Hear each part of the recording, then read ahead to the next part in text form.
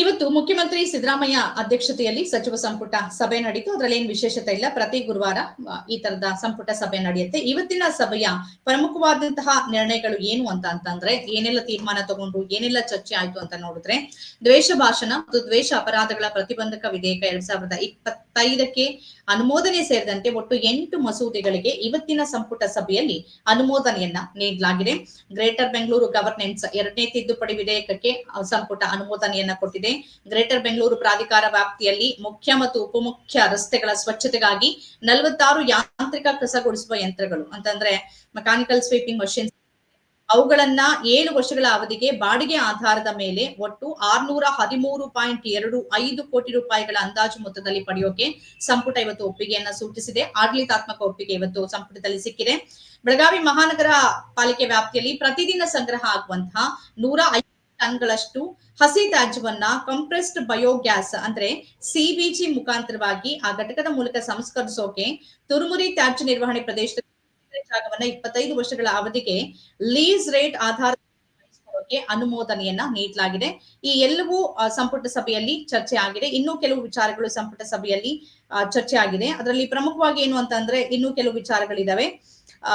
ಅಂದ್ರೆ ಇವತ್ತು ಚರ್ಚೆ ಆದಂತ ಸಂದರ್ಭದಲ್ಲಿ ಇನ್ನೂ ಕೆಲವು ರಾಜಕೀಯ ಬೆಳವಣಿಗೆ ಹೇಳಲಾಗ್ತಾ ಇದೆ. ದೇವನಹಳ್ಳಿ ತಾಲೂಕಿನ ಚನ್ನರಾಯಪಟ್ಟಣ ಹೋಬಳಿಯ 13 ಹಳ್ಳಿಗಳ ರೈತರ ಹೋರಾಟ ಇತ್ತಲ್ಲ, ಆ ಹೋರಾಟಕ್ಕೆ ಇತ್ತೀಚೆಗಷ್ಟೇ ಕೆಐಎಡಿಬಿ ಅಲ್ಲಿ ಒಂದು ಏರೋಸ್ಪೇಸ್ ಪಾರ್ಕ್ ಮಾಡಕ್ಕೆ ಒಂದು ಭೂಮಿಯನ್ನ ನೋಟಿಫಿಕೇಶನ್ ಮಾಡ್ಕೊಂಡಿತ್ತು. ಅದು ಬಿಜೆಪಿ ಸಂದರ್ಭದಲ್ಲಿನೇ ಆಗಿತ್ತು. ಆದ್ರೆ ಅದನ್ನ ನಾವು ಕೊಡೋದಿಲ್ಲ ಕೆಐಎಡಿಬಿಗೆ ಅಂತ ರೈತರು ಪಟ್ಟು ಹಿಡಿದು ತಿಂಗಳಾರ್ಗಟ್ಲೆ ಹೋರಾಟ ಮಾಡಿದ್ರು. ಇಡೀ ದೇಶದಾದ್ಯಂತ ಜನರ ಗಮನವನ್ನ ಸೆಳೆದಿತ್ತು. ಅನೇಕ ತಾರಿಯರು ಇದಕ್ಕೆ ಬೆಂಬಲವನ್ನ ಸೂಚಿಸಿದ್ರು. ಇದಕ್ಕೆ ಸಂಬಂಧಪಟ್ಟಂತೆ ಹೋರಾಟಕ್ಕೆ ಮಣಿದು ಡಿನೋಟಿಫೈ ಮಾಡೋಕೆ ಸಂಪುಟ ಸಭೆಯಲ್ಲಿ ಒಪ್ಪಿಗೆಯನ್ನ ಸೂಚಿಸಲಾಗಿದೆ.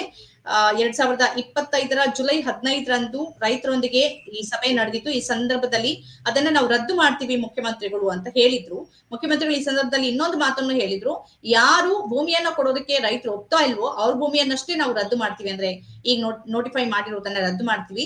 ಯಾರು ಸ್ವ ಇಚ್ಛೆಯಿಂದ ಭೂಮಿಯನ್ನ ಕೊಡ್ತಾರೋ ಅದನ್ನ ನಾವು ತಗೋತೀವಿ, ಅದಕ್ಕೆ ಯಾರು ಅಡ್ಡ ಬರೋ ಹಾಗಿಲ್ಲ ಅಂತ ಅದೇ ರೀತಿಯಾಗಿದೆ. ಜೊತೆಗೆ ಇನ್ನೂ ಕೆಲವು ತೀರ್ಮಾನಗಳಾಗಿದೆ. ಏನು ಅಂತಂದ್ರೆ ಹೆಬ್ಬಾಳದಿಂದ ಮೇಕ್ರಿ ಸರ್ಕಲ್ ವರೆಗೆ ಅವಳಿ ಸುರಂಗ ರಸ್ತೆ ನಿರ್ಮಾಣಕ್ಕೆ ಪೂರಕವಾಗಿ ಎಲಿವೇಟೆಡ್ ಕಾಮಗಾರಿಗಳ ನಿರ್ಮಾಣವನ್ನ ಮಾಡೋಕೆ 2215 ಕೋಟಿ ರೂಪಾಯಿ ಅಂದಾಜು ವೆಚ್ಚಕ್ಕೆ ಇವತ್ತಿನ ಸಂಪುಟ ಸಭೆಯಲ್ಲಿ ಅನುಮೋದನೆಯನ್ನ ನೀಡಲಾಗಿದೆ. ಬೆಂಗಳೂರು ಅರಮನೆ ಮೈದಾನದಲ್ಲಿ ನಡೆದಂತ ಜಾಗತಿಕ ಬಂಡವಾಳ ಹೂಡಿಕೆದಾರರ ಸಮಾವೇಶ ಅಂದ್ರೆ ಜಿಮ್ ಏನಿದೆ, ಜಿಮ್ ಅಂತ ಕರಿತೀವಿ, ಅದು ಮುರುಗೇಶ್ ನಿರಾಣಿ ಅವರು ಬಿಜೆಪಿಯಲ್ಲಿ ಕೈಗಾರಿಕಾ ಸಚಿವರಾಗಿದ್ದ ಸಂದರ್ಭದಲ್ಲಿ, ಬೃಹತ್ ಕೈಗಾರಿಕಾ ಸಚಿವರಾಗಿದ್ದ ಸಂದರ್ಭದಲ್ಲಿ ಆರಂಭ ಆಯ್ತು. ಪ್ರತಿ ವರ್ಷ ಅದಾಗತ್ತೆ. ಕೋಟ್ಯಾಂತರ ರೂಪಾಯಿ ಹರಿದು ಬರುತ್ತೆ ಅಂತ ಹೇಳ್ತಾರೆ, ಲಕ್ಷ ಕೋಟಿಗಳಲ್ಲಿ ಹರಿದು ಬರುತ್ತೆ.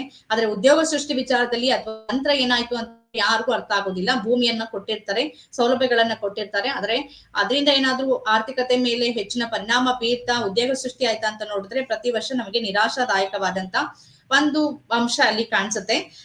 ಈ ಬಾರಿ ಈ ಸಮಾವೇಶಕ್ಕೆ ಇನ್ವೆಸ್ಟ್ ಕರ್ನಾಟಕ 2025 ಪರಿಷ್ಕೃತ ವೆಚ್ಚ 100.70 ಕೋಟಿಗಳಿಗೆ ಘಟನೋತ್ತರ ಅನುಮೋದನೆಯನ್ನ ನೀಡಲಾಗಿದೆ. ಈ ತರದ 10 ಹಲವು ತೀರ್ಮಾನಗಳನ್ನ ಇವತ್ತಿನ ಸಂದರ್ಭದಲ್ಲಿ ತೆಗೆದುಕೊಳ್ಳಲಾಗಿದೆ ಸಚಿವ ಸಂಪುಟ ಸಭೆಯಲ್ಲಿ. ಅದರ ಜೊತೆಯಲ್ಲಿ ಆ ನಂತರ ಕೆಲವು ಸಚಿವರ ಜೊತೆಯಲ್ಲಿ ಮಾತುಕತೆ, ಖಾಸಗಿ ಮಾತುಕತೆ ಆಯ್ತು ಅನ್ನೋ ಬಗ್ಗೆ ಕೂಡ ಮಾಹಿತಿ ಲಭ್ಯ ಆಗ್ತಿದೆ. ಅಂದ್ರೆ ಈಗ ನಡೀತಿರುವ ಪ್ರಸ್ತುತ ರಾಜಕೀಯ ಮತ್ತು ಸಿಎಂ ಹುದ್ದೆ ಬದಲಾವಣೆ ಕುರಿತಂತೆ ಕೆಲವು ಚರ್ಚೆಗಳಾಗಿದೆ ಅಂತ. ಅದೇ ಸಂಪುಟ ಸಭೆಯಲ್ಲಂತೂ ಇಷ್ಟು ವಿಚಾರಗಳು ನಡೆದಿದೆ ಅಂತ ಈ ಸಂಪುಟ ಸಭೆಯ ನಂತರದಲ್ಲಿ ಸಚಿವರಾಗಿರುವಂತ ಎಚ್ ಕೆ ಪಾಟೀಲ್ ಅವರು ಈ ಮಾಹಿತಿಯನ್ನ ರಾಜ್ಯದ ಜನತೆಗೆ ಕೊಟ್ಟಿದ್ದಾರೆ.